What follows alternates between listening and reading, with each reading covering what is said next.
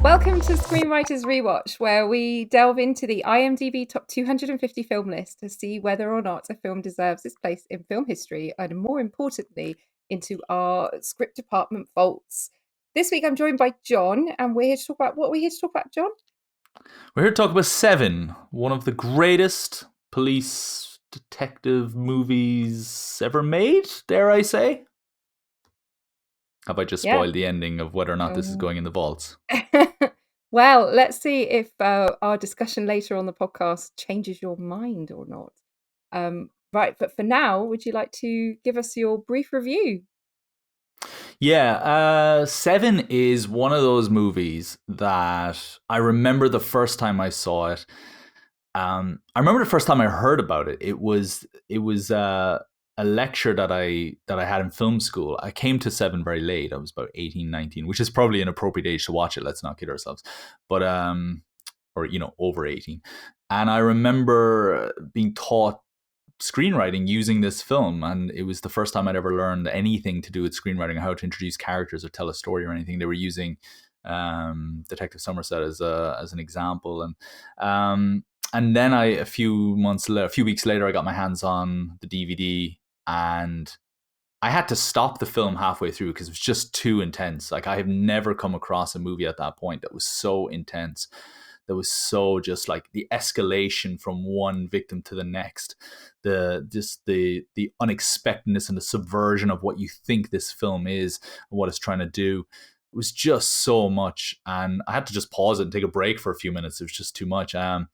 But by the end, I was just applauding this film. I think to this day, it is an absolute screenwriter's dream of a movie. The thing that makes Se7en so fascinating is the way in which it subverts the expectation of the typical detective movie. You think that this is a story about two guys who are using their guile and their smarts to be able to track down this killer, and there's almost a denial throughout the entire film of who's actually in control of this whole case, and the way in which the third act just completely throws the genre on its head is to this day in a league of its own. I think the only filmmaker coming close to that level of screenwriting in terms of flipping a known genre on its head, I think, would be Rian Johnson with the Knives Out films, which is a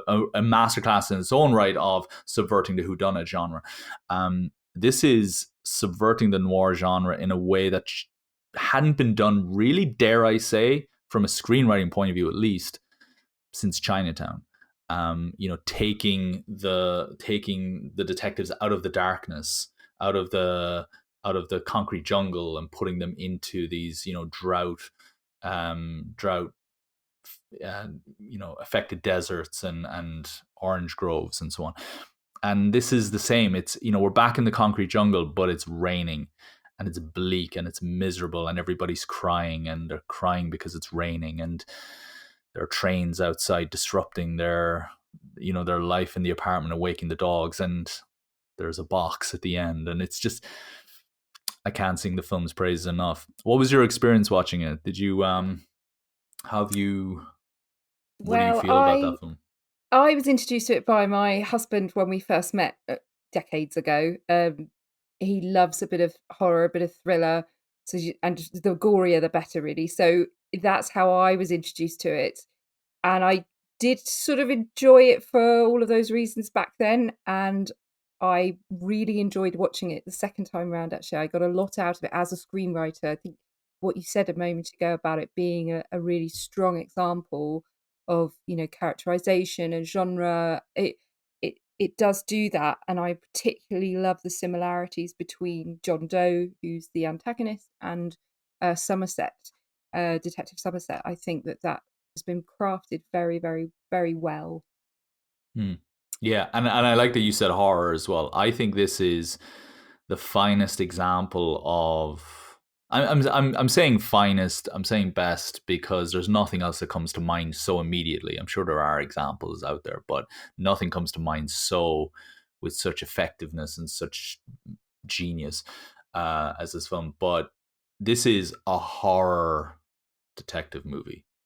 Most detective movies are thrillers. Worst you have to deal with is a gunshot from around, from down the hallway, or maybe a shootout in the street or something. In Chinatown, it's the dealing with the corporate, or the powerful, the people who pull the strings, and the people in the corridors of power, conspiracy, or things like that.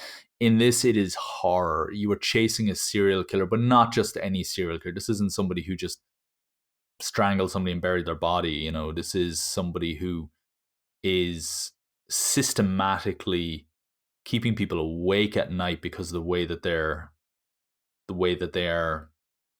There will be true crime documentaries in that world around John Doe for decades. The name John Doe will never be used again in a medical term, or to identify unknown bodies, or it will be.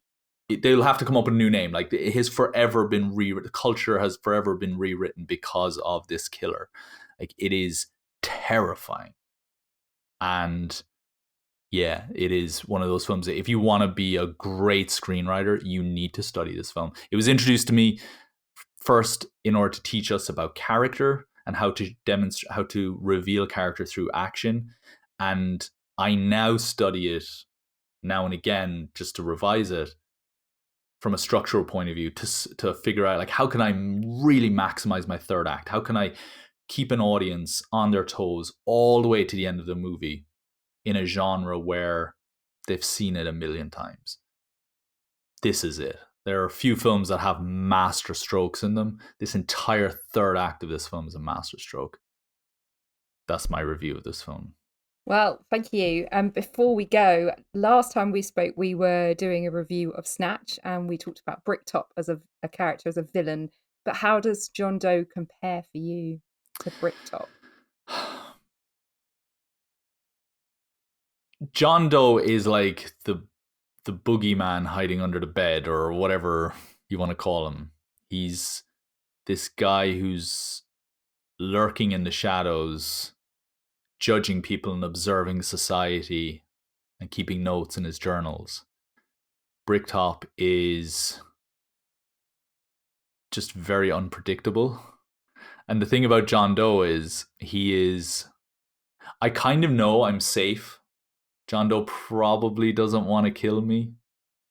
Probably doesn't want to hurt anybody, that I know, because I don't represent the things that he hates in society. Whereas Bricktop might just kill me for looking at him the wrong way, And so that's how as long as I'm not friends with the police officers chasing him, I'm okay. Yeah. Whereas Bricktop, Bricktop, I could just, he could cut in front of me in a line. I might say, "Excuse me," and now I've got a knife in my stomach or something. So Bricktop scares me more. Yeah, as long as you're not in John Doe's plan, I guess you're all right. Yeah. But Se7en scares me more as a film, but Bricktop still terrifies the hell out of me as a guy. Well, we'll unpack that a little bit further in our podcast. So if you'd like to join us, just Google the Script Department wherever you get your podcasts, and we'll do another review soon.